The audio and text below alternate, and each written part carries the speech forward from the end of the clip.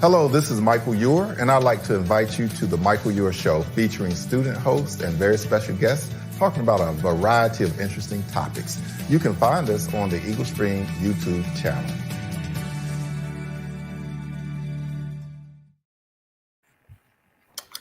Hello and welcome to this episode of the Michael Ewer Show on this fine Thursday. Today we are joined by a very special guest, Dr. Darin Waters, as well as my fellow student hosts, Damien Johnson and Valentin Hernandez. So first things first, I'm going to ask Jerry, who is backstage, to put the website in chat for the North Carolina Department of Natural and Cultural Resources. And so if you guys want to check that website out, it is now in the chat. And straight away, we're going to just do a quick, brief introduction of Dr. Waters from that website. And Jerry, if you could pull that up. And in the meantime, while Jerry is pulling it up, I'll just go ahead and say that Dr. Waters is the Deputy Secretary for Office of Archives and History. He received a bachelor's in science in political science and government from Liberty University, a master's in history from NC State, and a PhD in history from UNC-Chapel Hill. And I'll let Dr. Waters introduce himself a bit more as the show goes on. But for right now, what we're going to do is get a message from Valentin Hernandez, who is Associates in Engineering students at Wake Tech, and he's also the Vice President for Wake Tech's History Club. So Valentin, if you wouldn't mind to take over. Yeah, sure. Thanks, Dash. So as Dash said, I'm an engineering student. This is my second semester so far, and I'm also the Vice President of the History Club. This is a very new club, but also fun, and we're trying to improve every day, like learning from all our experiences and get better every day. So this is a very special day because this like Dr. Waters is a very important person because of the state archives and also all the information that all the departments that he's responsible of. So especially like one of the most important events that the Wake Tech History Club has had in this semester is the 22nd African American Cultural Celebration that we had. I think it was in January, ends of January. It's like it was that day. And this was very special because we were talking about the land grant universities. And to do that, I did some research with my history teacher. He's Dr. Wills. He's also the advisor of the History Club.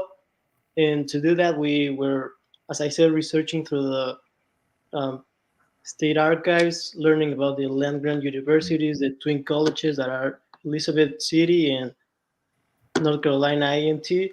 And also for the event, I volunteered with many of the members of the History Club. That was the president and also many people. So we were very engaged in that event. And also, I just want to say that we had a lot of fun, and I'm very excited for this event for this show today, because it's very interesting for us, the history, and it's very important to engage the community to learn about the past, to not repeat the same mistakes from the past. So yeah, I'm just gonna leave after the Care Center video, but I'll follow the event through the chat and I will ask questions. So I'll be here, guys. Bye. Thank you, Valentin. Thank you so much. Usually, you guys, we have Ginny here to do a short little message from DEI, but she's not here right now. So I'll go ahead and give you that little rundown. So DEI obviously stands for Diversity, Equity, and Inclusion, and they sponsor the Michael Ewer Show. They're why we're able to do what we do today, why we're able to speak to amazing people like Mr. Dr. Darin Waters. So I guess you guys should follow them on their website and their Instagrams, such like that, to get any updated or related information. But we do want to thank them for sponsoring. Moving on, we should have a video from the Care Center about to pop up by Jerry, where they will talk.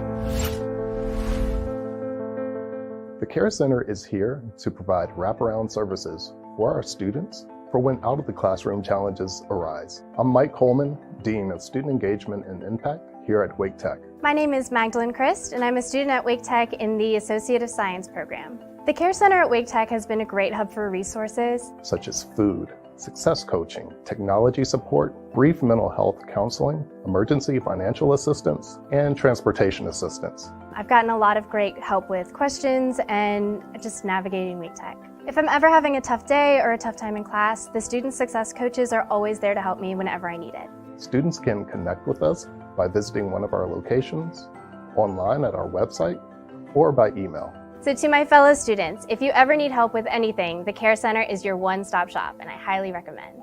And most importantly, we are here to support our students and make sure that they soar.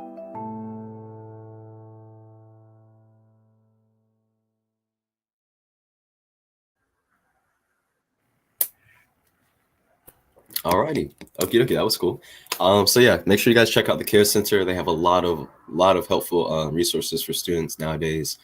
Make sure you go there. Make sure you check it out. Make sure that you at least understand some of the things that are being offered in case you might need it. Now, moving on to the exciting part, we have some introductions. So I'll start off with myself. We'll move on to Taj, and last but not least, Dr. Waters, because we're saving the best for last. So my name is Damien. I am a second, I guess really my first year Wake Tech engineering student, but it is my second semester. So I'm also a current start intern, which I've been working every day this spring break over at NC State to do my research. But I can tell you guys that it's really fun. They have them, there's like an application period every semester. So I definitely recommend you guys check that out. But other than that, I am the vice president of NSB here at Wake Tech, and also, of course, a co-host on the Michael Yor Show. Taj? Right, thank you, Damien. And me, I am last semester here at Wake Tech. I'm graduating this May. And just like Damien, I was also in the START program. So I can reiterate how fun and how interactive it is. I'm also in the SGA, along with Jenny, who isn't here right now. And I'm also a Scott Scholar. And so hopefully I'll be at NC State next fall. And yeah, we'll go straight into the questions, Dr. Waters. Okay. But right before that, you could go ahead and just introduce yourself a bit more. Well, good. Well, it's good to be here with both of you, and I'm excited to just be in conversation with you here. You've kind of given a little bit about my background. We can say more in a little while as you ask your questions. But I'm a native of Asheville, North Carolina, born and raised there. Still have family who are there. And prior to stepping into this role, I was a professor of history at the University of North Carolina at Asheville and oversaw their community engagement work there. So again, it's good to be able to join the two of you this morning. And so I look forward to just having a conversation with you.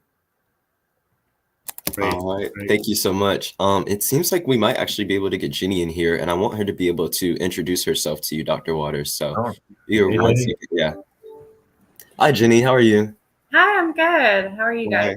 We're doing good. We were just finishing up with some introductions. Dr. Waters introduced himself, and so did me and Taj. We were wondering if there was anything from DEI that you wanted to say, and also if you could just do a small little introduction before we ended up getting into the questions. I think she froze up. I know, right? I think possibly. That'd be a little unfair. Having me. Or she's staying extremely still. We'll see. Yeah. You guys froze up on me too. Oh, okay. It must have just been internet problems. But go ahead. Okay. Yeah. Thank you so much. My name is Jenny. I am with the DEI Council's Student Success Committee. I'm super excited to be here. And we're so excited to get to know about you more, especially because you're from the Department of Natural and Cultural Resources. And we have a big focus on DEI and being more culturally aware as a campus. So thank you so much for being here. Oh, great. Great to be with you, Jenny. Nice to meet you. Thank you so much, Jenny. And Todd, you can kind of start off with that first question of yours. Right, excellent. So, Dr. Waters, I know you kind of just introduced yourself, but could you just give us a brief overview about yourself and your journey to becoming the Deputy Secretary of the Office of Archives and History? Okay, and Taj, I thought about that question. In full disclosure, you all shared questions with me beforehand, so I had a chance to look those over. And really, it's hard to know where to start. I mean, I was enjoyed listening to the earlier conversation and hearing about the history club there at Wake Tech, and I'm always enthused and excited to hear that people are interested in the study of history. And I get questions all the time about where did my interests come from. I can't really tell you, but I was really, I don't know that I can specifically say. All I can say is that I had a very close relationship with my two grandfathers, both who lived in Asheville. On my father's side was Edgar Waters Sr., who had been born, oddly enough, he had been born in 1897, has seen so much. And so I learned a lot from him. And then my mother's father, Mr. Isaiah Rice, who, if you Google his name, you're going to find a lot about Isaiah Rice, and especially his work as a photographer. Because over the course of his life, I mean, he only lived 62 years. He died when I was 13 years old. And I still feel a deep sense of loss from his death. But I was very close to him. He was kind of both of these grandfathers were my heroes, and especially Mr. Rice. He was kind of my model of what a Renaissance man would be, because he was so involved in so many different things. But I was mentioning his work as a photographer, and over the course of his life, beginning in the late 1940s, he took a series of photographs, which are now housed at UNC Asheville in special collections there, which have become a very valuable source to many scholars. But he kind of had this kind of historical frame of mind from the time that I knew him as a kid growing up. So I think they had a major influence on my interest in studying history. And then I would say that I ended up having a very, well, I wouldn't say just one, but maybe two or three really good mentors who steered me in the direction that I went. One mentor in particular, Mr. James A. Parker, who's no longer living. These mentors, with the exception of one, most have passed away. But Mr. Parker, I had told him that I was interested in going on to law school. And in fact, I came here to Raleigh, North Carolina to live after I finished my undergraduate degree, and worked here as a probation parole officer for about 6 years. And with the idea that I would go on to law school, and working in the court system. But he kind of had the wisdom to kind of steer me in a different direction and steered me towards the history course. And I'm really grateful for that. And in the course of studying history, many people will probably recognize this name when I mention it, but I was mentored by John Hope Franklin, the great African-American historian, and who died in 2009. But Dr. Franklin, I actually have the distinction of being his last student, because he helped guide my dissertation research when I was a student at Chapel Hill.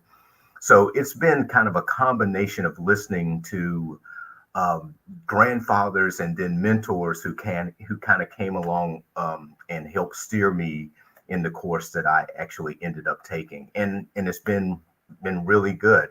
And as you can see, I was a traditional academic historian since I started my career as a historian at UNC Asheville, and have now stepped into this kind of public space and see that there are a great number of opportunities here in the public space, being in this role as the deputy secretary and overseeing the area of history for the Department of Natural and Cultural Resources. So that gives you a little bit, I hope that gives you a little bit of background about my path towards this job. Right. I'll just always be intrigued by history. It seems like the trend was. Yeah.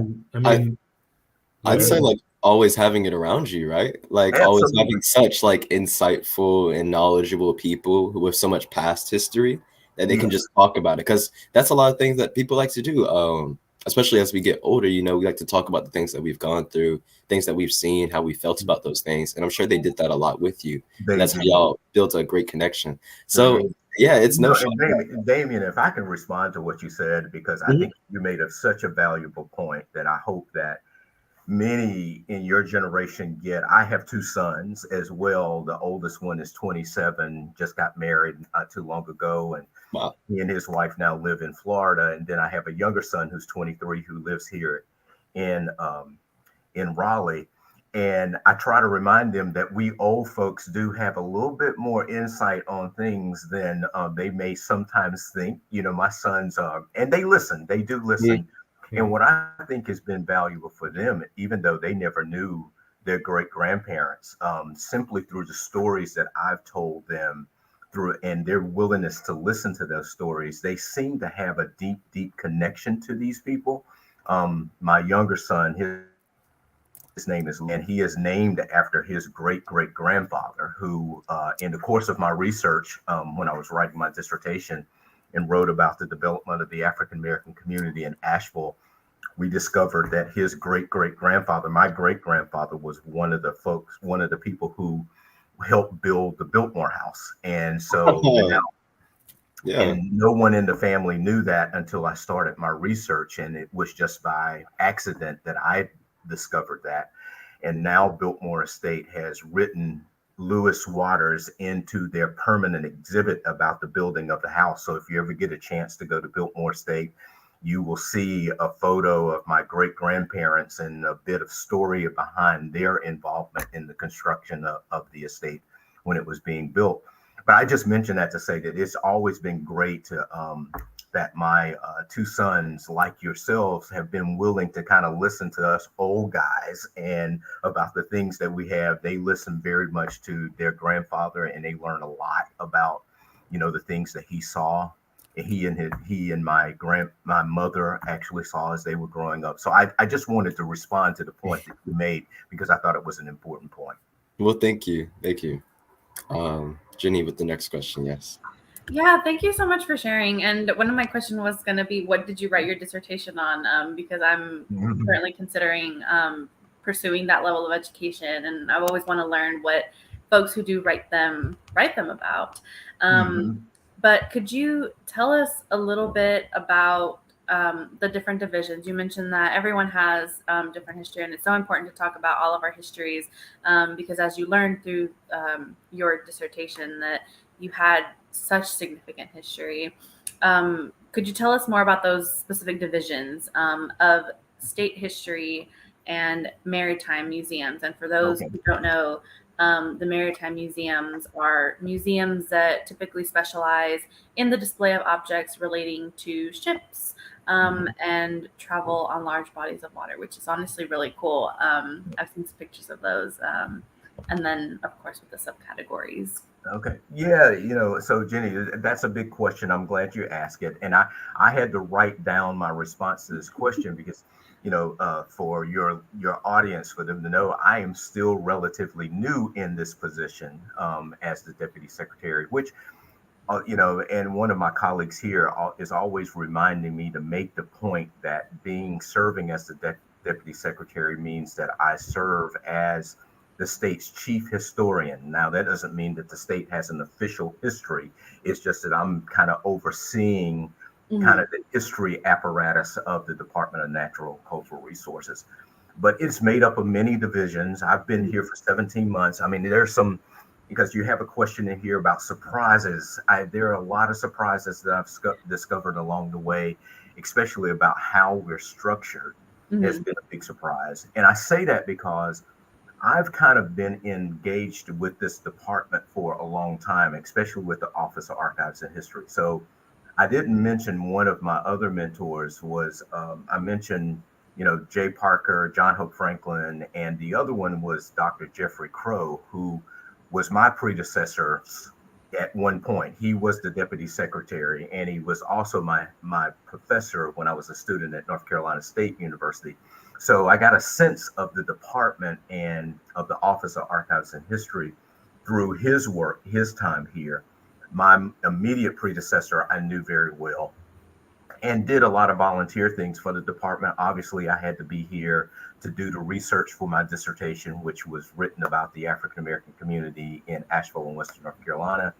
I also served on the state's Highway Marker Commission, and our secretary likes to refer to it as history on a stick. You probably see those things as you see those markers as you're passing on a highway sometimes. So that's a program that is a part of the Office of Archives and History, and it has an advisory committee made up of professional historians, and I served on that. I think the public would be very surprised to discover how intense that work can be, because there's a very high bar that you have to reach to actually get approved for one of those markers. So I had done that. I had also served, Governor Easley had appointed me to the African American Heritage Commission, which was created, I think, in 2009. So I was an inaugural member of that commission. And that's a commission that continues to do its work even now. And then I had served as a member of the North Carolina Historical Commission, which is the big commission. It's kind of like my board of trustees for the Office of Archives and History. It kind of helps to govern and give direction to this part of the department. In fact, that commission will be meeting next week to consider a number of items that will come before the commission. Things that they do, they have to approve any accessions that we take into our museums, our historic sites. They also approve any deaccessions that we make, and we do those all the time. But there are a number of other things that the commission actually does. But real quick, the other divisions that make up Archives and History are the Division of Archives and Records, which is overseen by Sarah Kuntz, who is a state archivist. We have state historic sites. You all may know that there are 27 state historic sites across the state. We'll be adding a new one sometime in the not too distant future. We have just purchased the historic home of Thomas Day, who was the African American furniture and cabinet maker. We bought his home, and it will become a state historic sites in Milton in Cashwell County. We have also two kind of historic sites that are not a part of the Division of State Historic Sites, and that's Tryon Palace, which is in New Bern, which is the colonial capital, one of the colonial capitals of the state of North Carolina, and then the Battleship, which is down in Wilmington. Some of you have been there. They're also a part of our state historic sites. You then have state historic resources, which someone has already mentioned, which includes the State Historic Preservation Office. I serve also as the State Historic Preservation Officer. There's a deputy, Ramona Bartos, who oversees the day-to-day operations there. She's an expert in all of that. That division also includes, interestingly enough, it includes the Office of State Archaeology, and that's both on land and underwater, because we have a team down on the coast that does a lot of underwater archaeology, which is just really interesting work. Some of you may know, when it comes to our maritime museums, that off the coast of just right out in Beaufort, Blackbeard's ship was sunk off the coast, and they have been bringing up artifacts for preservation there for a while. So we have a whole team that's doing that work. And then you have the State Research Office, which publishes a number of books. We're right now working on a series of children's books in preparation for the commemoration of the 250th anniversary of the American Revolution. And also we published the North Carolina Historical Review. If some of you, I don't know if any of you have ever seen that, but we published that as well.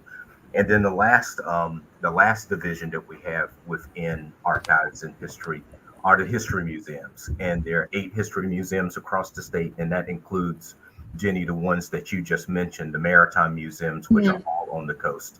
And so I encourage anybody who has an opportunity to visit those sites. That's really cool. Thank you so much for sharing more about those divisions. I didn't know that so many of them were so closely interrelated. I know anytime I visit a history museum, I like to know the history of the history museum itself. So I have seen them listed there, but I wasn't really sure what they did.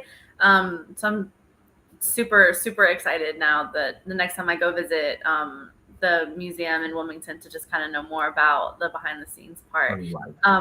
What's the most fascinating thing that's been brought up in your committee review meetings? to be added into the history museum. And what would you say to folks that are trying to learn and get into like your field? Right. I would also encourage people to volunteer. You can volunteer at any of our state historic sites. You can volunteer at any of the museums. Our many of our the pieces of the department, especially of archives and history, do operate with a number of volunteers who are involved. I would also, when you think about our commissions, so especially the North Carolina Historical Commission, and I'll mention this, that what makes Tryon Palace and the Battleship a little bit different from the other state historic sites is that they also have their own commissions, which are appointed by the governor. People who are interested, those are public bodies, so you can watch those meetings. You can come to those meetings when they happen in person to see some of the things that come before the commissions. Just yesterday, we had a special committee meeting in preparation for next week's larger North Carolina Historical Commission meeting. We had a smaller internal meeting that looked at some of the accessions, things that we're bringing into the history museums and things that we're deaccessioning. So we were deaccessioning a big train engine, which is housed down at our transportation museum, which is in Spencer, North Carolina. And I would encourage anybody to go down. It's a great place to go visit. But we were deaccessioning the engine, a big engine, over to the foundation, which is it helps to oversee the transportation museum. They're going to then do the restoration work to that engine, and then it will be able to function and be used again at the site. I will also say that another interesting thing that has occurred since I've been here is down at the Transportation Museum, probably one of the last remaining, since you're talking about DEI work and all of that, one of the last remaining Jim Crow cars, train cars. The Transportation Museum actually has it, and it's actually being restored as an artifact that people will be able to actually see that, and at some point once the work on that is done. So I mean, it's a fascinating department. It's a lot of fun. I spend a lot of my time doing a lot of administrative stuff, but I do get out and go kind of visit with teams. I think that since I've taken the job, one of the things I've been most surprised by and most impressed with has been the staff, the staff that we have here, because this is a very talented and dedicated group of people who work in the department, and especially for archives and history. So I think that anyone who's interested in engaging conversations with them, they're open to that. I think they will find it fascinating and probably see opportunities that they hadn't thought about before. Yeah, that's amazing. Thank you so much for sharing. And we look forward to all of the new artifacts that we're going to be allowed to, actually experience and read more about. Thank you so much. Yeah. Thank you, Dr. Waters. I kind of have a speed round for you a little bit because we've been getting a lot of questions in the chat. There's still a lot of questions that we want to ask you, though we're kind of running a little bit over time. So I have some questions that kind of tie in from Valentin Hernandez, where she says, what kind of advice, and hopefully Jerry gets this shown up on the screen for us soon, but yeah, what kind of advice would you give to someone who wants to work in your history field?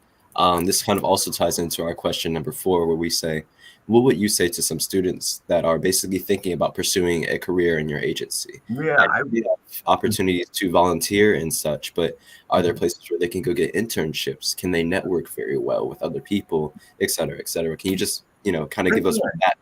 Yeah.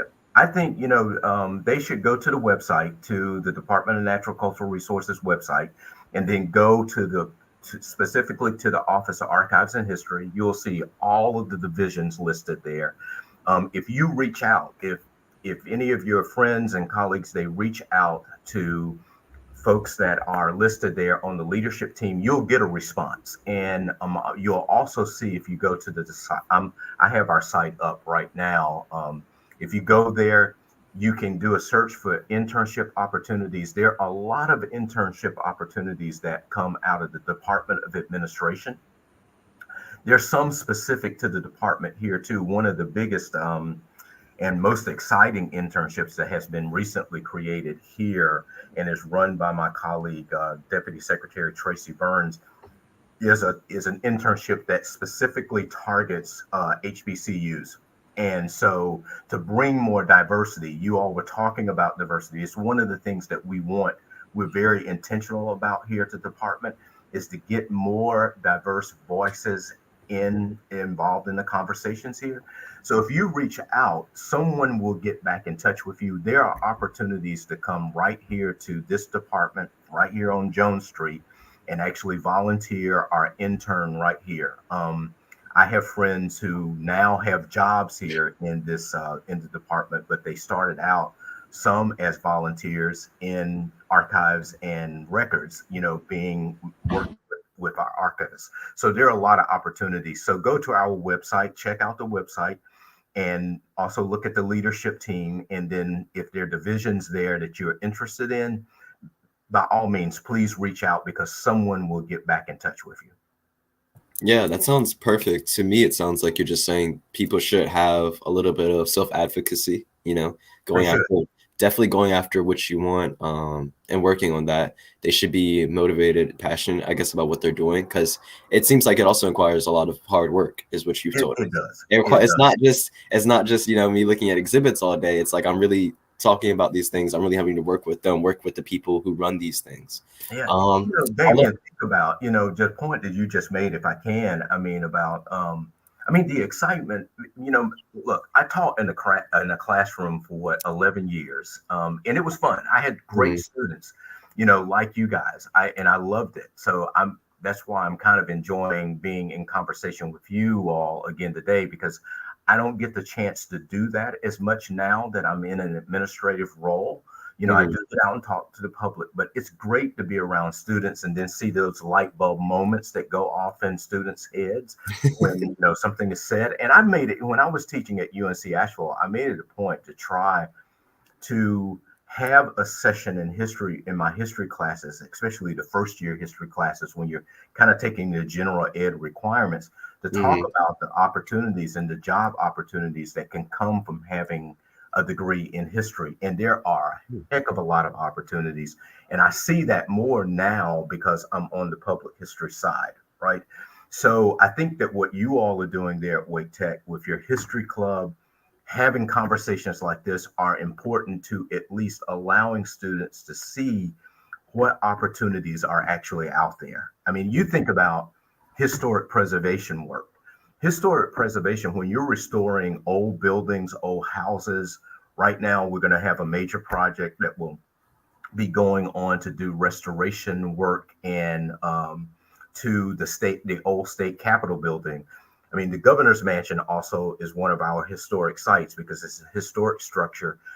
That's very specialized work when you're doing that restoration work. And the guys who do that work, they don't come cheap. So there are opportunities, there are real opportunities there, I think, for ways that history can be very economically beneficial for people who major in it, if that makes sense. There are a great deal of opportunities. That's interesting. Yeah, I would have never that been my first thought to my head, when I'm thinking of how can I make some money, getting a history degree. But I can see it definitely with your title, you can get a lot of things done. So that's good to know. You can't just hire anybody to do renovations to a historic structure. It's a very specialized type of work. And there are days when I think, well, maybe I should go back and, get a degree in that and specialize in that and, make even more money. But there are real economic opportunities there.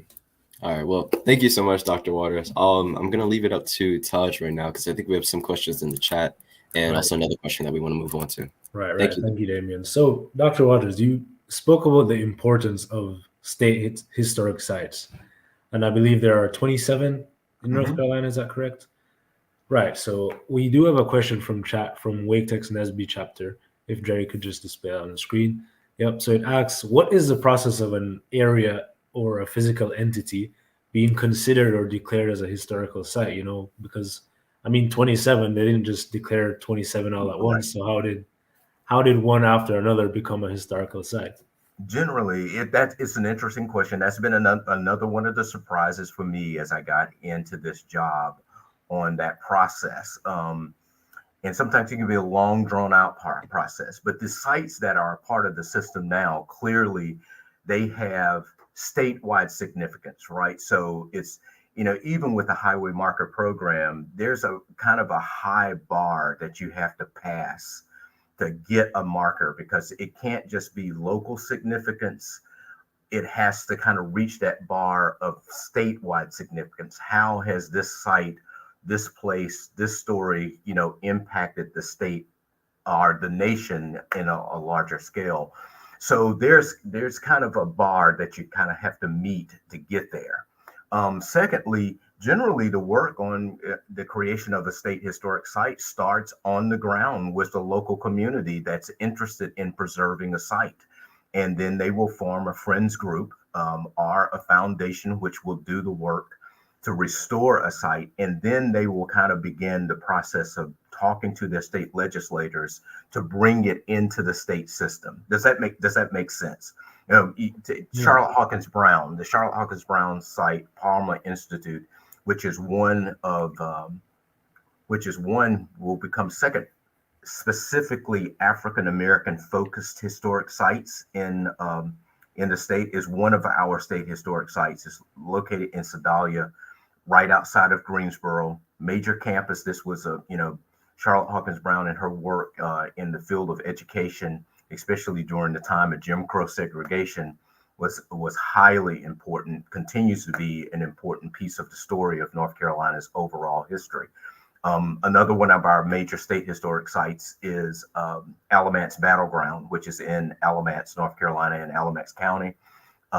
If you know the story there, that's where the regulator movement, which was a colonial movement that really has connections to the American Revolution, that battle took place at Alamance Battleground, and that is one of the sites that we have preserved to continue to tell that story.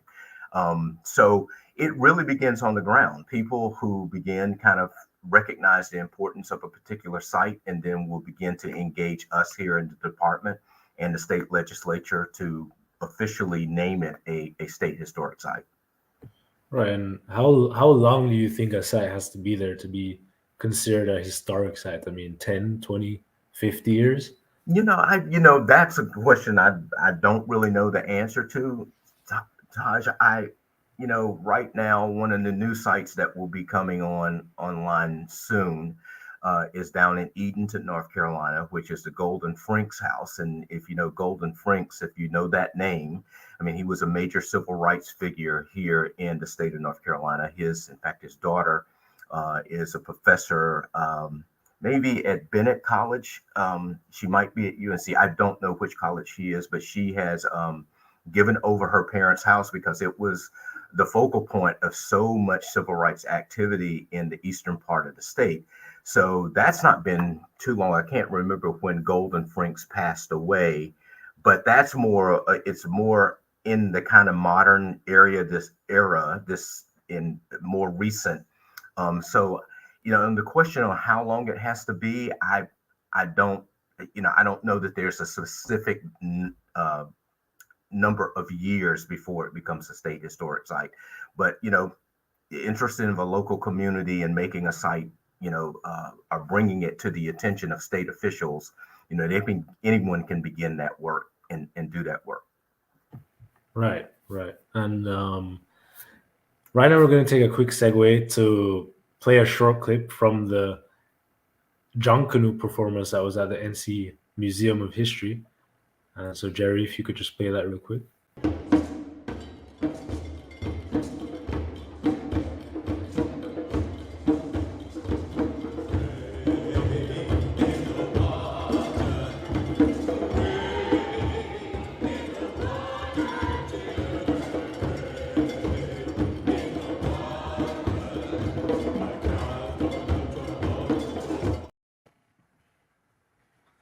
Excellent. And we will be displaying the website in the chat for however amount of people want to go and check that out for themselves. I think the website is Tryon Palace, if I'm not wrong, Dr. Waters.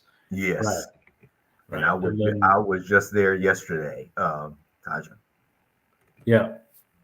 And Well, so I'll just say this. We do appreciate all the follow-up questions you guys are putting out in the comments, but Dr. Waters is a very busy person, and I think he has somewhere to be very soon. So we'll go ahead and do some closing thoughts and such as those. And then we also have something for you guys called the high altitude balloon test that's going on with the engineering department that we are going to want to showcase. But closing statements and some things. Dr. Waters, Taj, Jenny, me, do any of you guys have any things you want to say to the audience right now? Of course, Dr. Waters. Well, okay, giving me the floor. I'll just say it's been a pleasure to just talk with you. I hope that the points that we were able to get to have been helpful, and I look forward to continuing to be in conversation with you all. I am deeply appreciative of the fact that there's such a great interest in the field of history, and trust me, there are a lot of opportunities here, and I think that I would just tell everybody to be on the lookout for things that are coming down the pike through the department. We're now deep in planning for the commemoration of the semi-quincentennial of the American Revolution, the 250th anniversary. That's kind of one of those hard words to say. Yeah, right. Once you figure out the word, you want to use it every chance you get. It makes you sound kind of smart, but we are in the process of planning for that. There are a lot of volunteer opportunities around that.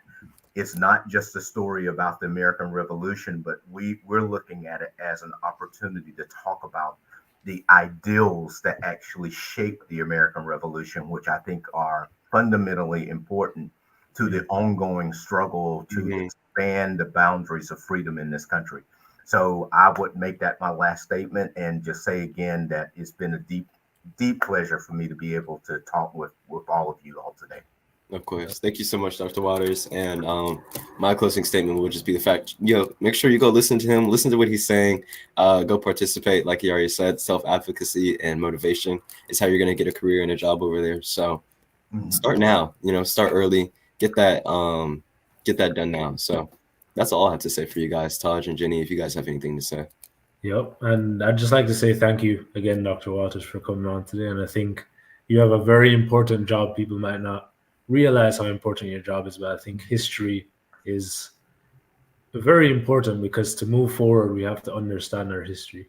And we hope that you can come to campus one day so you can have a longer discussion. Okay, I would love to.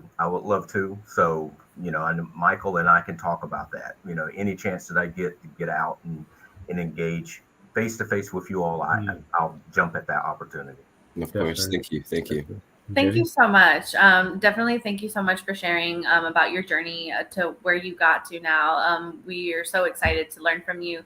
And like Tosh said, it's so essential for us to know our history so that we can move forward, especially with our mission for DEI, for diversity, equity, and inclusion.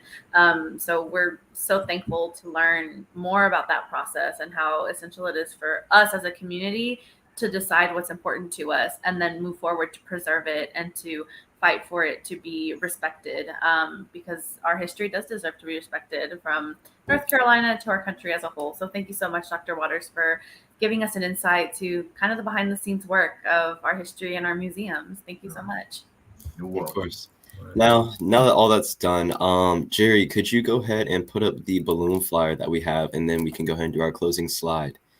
So recently what just came up is the Valentin high altitude balloon launch. It is an engineering competition hosted across obviously Wake Tech, but also some other schools in the NC State area.